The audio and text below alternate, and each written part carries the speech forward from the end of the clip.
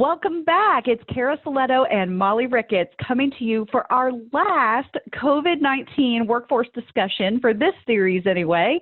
And we're going to wrap up our discussion after we talked about so many things. If you did not catch the first 9 sessions, we talked about what mental toughness means. We talked about this transition to working from home. We talked about layoffs and loyalty and the connection or disconnection that they have to one another. We talked about the different perspectives of staff, HR, senior leaders, kind of how they're seeing this crisis and what their emotional response is as well. Then we talked about preparing for the recruiting frenzy that is about to happen for all of these organizations that will be opening back up soon. We gave you team communication tips.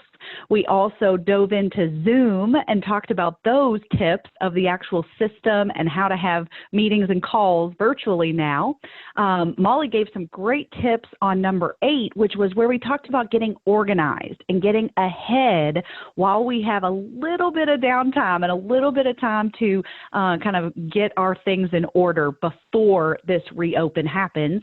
And then, of course, part 9, we talked about the reopening and what does that look like coming out of this COVID crisis. So we just wanted to wrap up today with a few final tips and tricks and thoughts and some best practices that we're hearing from other HR leaders, business leaders, and people in our community at least of how they're handling this situation. So I know on the last one we touched on paid time off. PTO. A lot of people have been asking, what are we doing about that? And what does that look like for the rest of the year? So, Molley, let's start with that piece. What are you hearing, seeing? What do you recommend as far as how business leaders and HR professionals should handle the paid time off scenario now? Well, a lot of what I'm hearing in conversations with different groups across industries is many of them aren't going to have an attendance policy at all.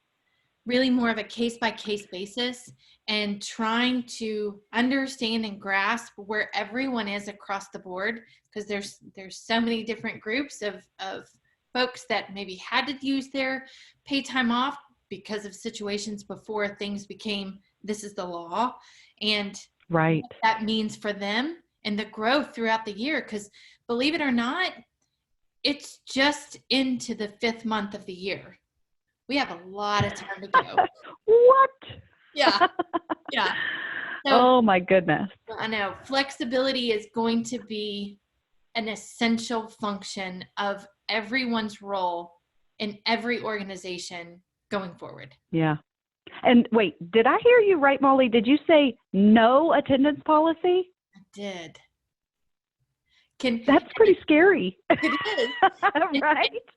You know, I think with what we as a community have gone through these last few weeks, 6 to 8 weeks, actually, I think we're all going to have to be reminded of what it means to get back out.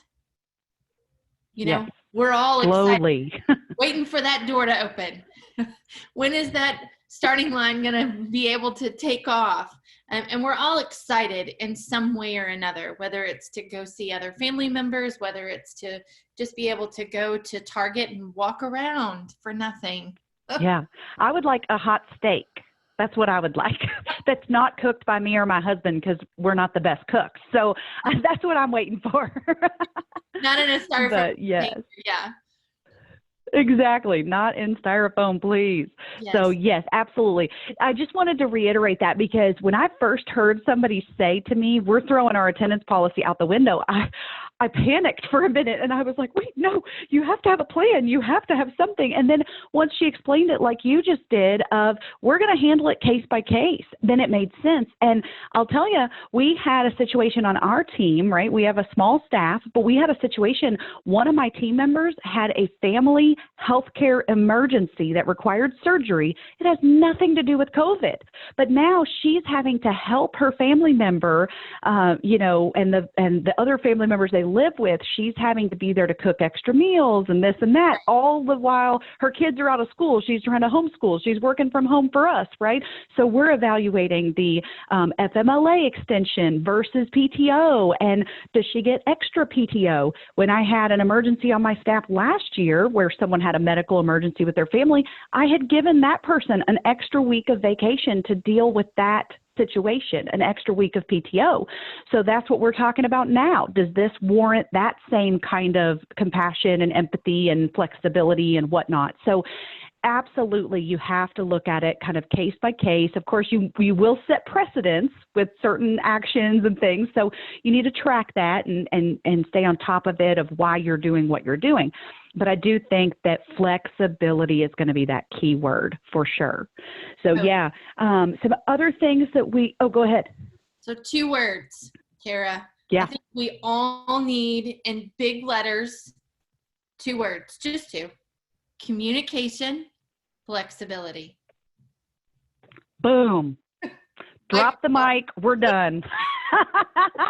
That's it. Communication and flexibility. Yeah, that's totally key, right? We teach over and over and over. One of my signature stories is about communicating your expectations. Yep. And so now everything's changed. And that's not just for leaders. I mean, absolutely the leaders need to do that, but it's also for staff. If you're a worker and you're watching this right now, you're going to have to communicate your expectations and your needs. I mean, come on. I'm having to do that every day, if not hour, with my husband around the corner here, right? So we have to do that, because otherwise he thinks I'm coming out of my home office this afternoon, and I was thinking, nope, I'm head down all day, know. So we have to communicate those expectations, and when things change, we have to communicate the needs, the flexible options if they are there, those kind of things. So yes, staying in touch with them. And also, please keep in mind, I get it, guys. This is tough. Your job was tough before this crap happened, right? And now it's even tougher. But please be aware that it is still changing week by week. We still have people whose situations with childcare, with spouses' jobs, with other things, financials, things like that, they are still changing week by week. So with my staff, I am checking in every single week with them to say, not just how's it going, but are we still on the same page? Yeah. I know we talked about your schedule last week and that you were going to have to change some things around. Does it look like that this week? What can I do to help you? That type of thing. So just make sure to continue to check in with folks. Don't think, oh, I talked to her 2 or 3 weeks ago. She's good. Yeah. Maybe. Right. Maybe not. So yeah. What do you think, Molley, we talked quite a bit in session 9 about the reopen. What do you think about all these people who did have to do layoffs or furloughs or cut hours and whatnot? Are we going to be able to just flip that switch and then hit go and head back out? Or what is that going to look like? Or what tips do you have for that piece? Well, I know that many organizations had to furlough or lay people off. In a situation of a layoff, without that determined amount of time to be away, the goal was to bring everyone back, for example. If your company got approved for PPP and were able to bring those individuals back on payroll, the ask has to be there. Yeah. You can't just assume that everyone wants to come back. Right. Because more or less, their employment was terminated when you laid them off. 100%. Yep. So at that point in time, when you're bringing them back, the re-emerging, you need everything. It's no different than rehiring someone that left January 15th versus you laying them off March 15th. Mm-hmm. No they are a rehire. Yes. Absolutely. So, absolutely. Offer letter, the application, start date. I would even highly recommend an orientation for an onboarding, even if it's just a refresher. Because there may have been some leaders that didn't come back. Right.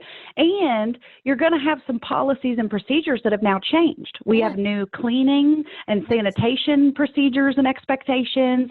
We may have, the social distancing things depending on your workspace, the work from home. When does that work? When does it not work? Things like that. So again, don't assume that everything's just going to come back, and you don't want them to assume that either. You also don't want to assume, oh, well, they know, just stay 6 feet apart. I mean, they know. Don't they know to wear their masks? Don't they know to do this or that? You're going to have to be clear, absolutely clear, and communicate those new expectations and remind them of the things that haven't changed. If there are still standard expectations that maybe might slip because people think, oh, nobody cares right now or anymore, So be careful of that.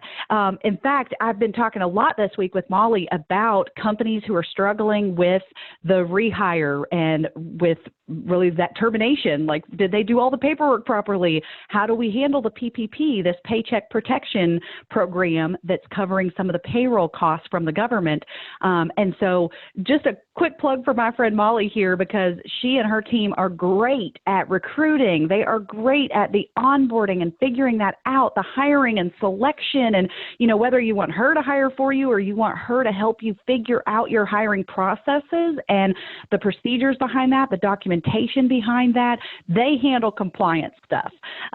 So absolutely go to them for anything that you need as far as finding the right people, getting them onboarded, and really making sure that you are dotting all your I's and crossing all your T's properly. So check them out at Incipio Workforce Solutions. So. Thanks, Cara. Yeah, compliance is, it's definitely not my personal area, but I have surrounded myself with people that are fabulous at compliance and keep us all out of trouble. Yes. Exactly. That is awesome. So make sure to subscribe to this channel. Even though this is our last session of this 10-part series, we are going to keep cranking out great retention, recruiting videos, great tips and tricks and templates and whatnot. So check us out at wereduceturnover.com if you need anything retention related. Once you get these guys back up and running, make sure to subscribe to our YouTube channel. You can join the list at wereduceturnover.com or incipioworks.com and get on our newsletter lists where we continue every month to just push out best practices, tips, tools, tricks, and all that fun stuff. So please hang in there. You are not alone. And if you need anything, even if it's just a personal call to chat or cry or scream or celebrate or whatever that is, we are absolutely open to that. We love all of our clients, our followers, our partners. Molley, it's been a pleasure working with you on this series. And any parting words, final tips and tricks, or a piece of advice for our followers? Well, I definitely think that strategic partnerships such as ours is what is going to make our efforts in coming out of this pandemic exit even so much greater. So just as you say that, thank you so much for acknowledging our commitment to hiring better people and creating better teams. Once we've gotten that, I highly recommend they follow up with you from that retention perspective and what it takes to be that true leader within an organization, and not just sometimes overlooking, but again, communication, flexibility. There you go. We're going to end on that. Communication and flexibility. Hang in there, friends, and keep in touch. We'll see you later. Bye.